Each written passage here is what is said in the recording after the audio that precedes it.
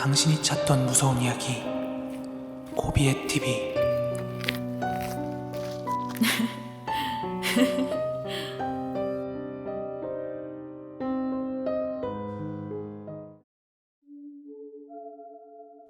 (2022년 7월 12일) 고비의 TV 공포라디오입니다. 오래전 예전에 다니던 직장에서 있었던 일 하나를 이야기해보려고 합니다. 제가 일하던 회사는 여주, 파주 아울렛같이 상가들이 오밀조밀하게 모여있는 그런 상가단지였습니다. 2012년도 11월경이었으니까 날씨는 많이 춥고 쌀쌀했던 시기였죠.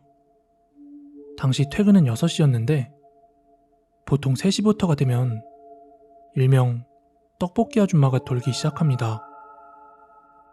큰 복도에서 아주머니가 떡볶이 있어요, 떡볶이 하고 돌아다니시면 여기저기서 떡볶이를 시켜 먹었었죠. 힘든 회사 생활에 하나의 낙이라고 볼 수 있을 정도로 되게 자주 시켜 먹었었습니다. 그렇게 먹다 보면 여기저기서 하나둘 맛에 대한 평가도 내리고 그 평가를 떡볶이와 순대에 반영하면서 맛도 점점 좋아지고 단지 상간의 사람들과도 자연스레 친한 이웃이 되었었죠. 그러던 날이 춥던 어느 날 회사의 팀원들과 떡볶이를 시키자고 의견을 모아 떡볶이를 주문했습니다. 그런데 그날따라 웬일인지 아주머니께서 떡볶이 양을 엄청 많이 주시는 겁니다. 아주머니, 지금 잘못 담고 계신 것 같은데요? 저희 5,000원어치 뿐이 안 시켰는데 왜 이렇게 많이 담으세요? 하고 묻자 그 아주머니께서는 그게 이번에 우리 아들 대학 들어가면서 이사 가게 됐어. 이번 주까지밖에 장사 안 하니까 많이들 먹으라고. 내가 장사하면서 진짜 나름 맛에 자부심 느끼면서 한 건데 아쉽네 아쉬워. 이제 아들 같은 자네들도 못 보고 말이야. 이러시며 멋쩍게 웃으시는 겁니다. 저는 내심 앞으로 떡볶이를 못 먹는다는 것에 대한 서운함과 아쉬움이 밀려왔습니다. 그리고 얼마 후에 열심히 일을 하고 있는데 벼랑간 그날은 5시가 지나도록 아주머니의 목소리가 안 들리는 겁니다. 팀장님과 다른 사원분들도 어라? 오늘 아줌마 안 나왔나? 벌써 가셨나? 하며 의아해했습니다. 그래서 조금 일찍 떠나셨겠거니 하고 대수롭지 않게 넘겼고, 당일 재고조사 때문에 저는 퇴근 시간 외에도 홀로 남아 재고조사 업무를 진행하고 있었죠. 참고로 말씀드리자면 단지 내의 불은 퇴근 시간 1시간 뒤인 7시면 이제 거의 모든 상가가 불을 끄고 퇴근하기 때문에 복도가 굉장히 어둡고 스산합니다.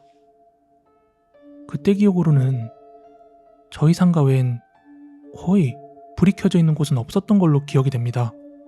8시쯤이었으니까요. 재고조사를 할 땐 되게 집중을 요하기 때문에 배가 고프면 일에 집중이 잘 안 됩니다. 그래서 연신 배고프다, 배고파 죽겠다 이러며 궁시렁거리던 차에 창문 옆으로 뭔가가 휙 지나가는 겁니다. 깜짝 놀라서 뛰쳐나가 보니까 그 떡볶이 아줌마가 카트를 끌면서 떡볶이 있어요, 떡볶이 이러시는 거예요. 저는 와 잘됐다 하며 신난다고 박수를 치면서 그 아주머니를 불렀습니다. 그런데 그냥 가시는 겁니다. 그냥 쭉 가시는 거예요. 그래서 전 이대로 놓칠 수 없다고 전화기로 뛰쳐가 아주머니 휴대폰으로 전화를 걸었습니다.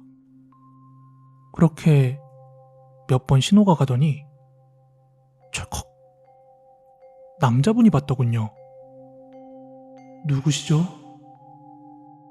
하는 슬픔 담긴 목소리가 들려서 혹시 모 상가단지 떡볶이 아주머니 폰 아닌가요? 하고 물어봤고, 대답을 들은 저는 전화기를 붙잡고 멍하니 있을 수밖에 없었습니다. 전화를 받은 남자는 다름 아니라 그 아주머니 아들이었고, 어제 새벽 물건을 떼러 가셨던 아주머니가 사고 때문에 돌아가셨다는 얘기를 들었기 때문이었습니다. 제가 어렸을 적 저희 가족은 경기도에서 살다가 아버지의 공장 이전 때문에 모두가 서울로 이사 오게 되었습니다. 공장을 이사한 지 얼마 안 된 터라 아버지 어머니 두 분은 항상 일에 매달리고 계셨고, 당시 저는 초등학교 4학년이었고 동생은 유치원 다니던 시절이었습니다.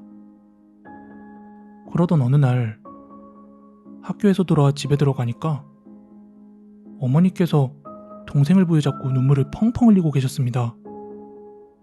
그래서 왜 그런지 자초지종을 들어보니까 유치원을 마치고 집에 일찍 돌아온 동생이 혼자 심심해서 비디오를 보려고 했대요. 그때 110V에 220V 변환 소켓이 달려있던 그 코드를 콘센트에 꼽았는데 비디오가 작동이 안 돼서 다시 끼려고 뽑았더니 그 소켓이 분해가 되었답니다. 그러니까 220V 구멍에 금속핀 2개가 그대로 꼽혀있는 상태가 된 거죠. 동생은 그걸 망가뜨린 걸 들키면 혼날 것 같아서 금속핀을 뽑기 위해 벤치를 찾아다녔습니다. 근데 온 집안을 뒤지고도 그 벤치를 못 찾은 동생은 어머니에게 연락을 하게 되었죠. 그러자 공장에서 일하시던 어머니께서는 그 연락을 듣고 바로 집으로 돌아와서 동생을 끌어안고 펑펑 우셨답니다.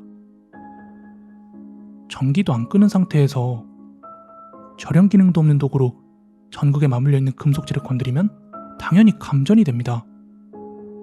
결과적으로 동생은 벤치를 찾지 못해서 무사했던 것이죠.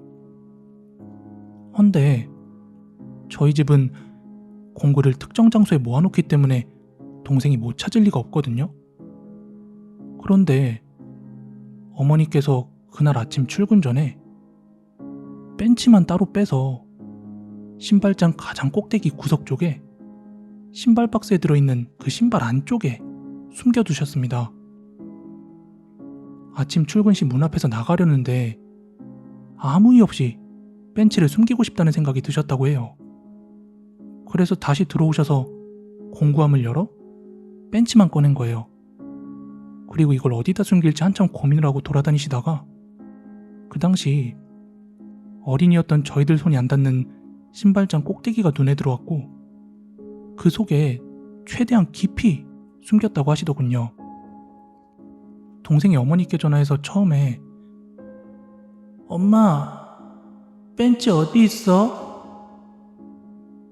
하며 물어봤을 때는 차마 말로는 다 못할 정도로 가슴이 철렁했다고 하시더군요. 그래서 일하시다 말고 뛰쳐나와서 바로 집으로 돌아오셨다고 합니다. 어머니의 힘이란 이런 걸까요? 20년이나 가까이 지난 지금도 그때 이야기를 어머니께 물어보면 "몰라. 그냥 그땐 그랬어." 이러십니다. 오늘 준비한 무서운 이야기는 여기까지고요. 저는 내일 더 무서운 이야기로 찾아오도록 하겠습니다. 가시기 전에 좋아요, 구독하기 꼭 좀 한 번씩 부탁드리겠습니다. 감사합니다.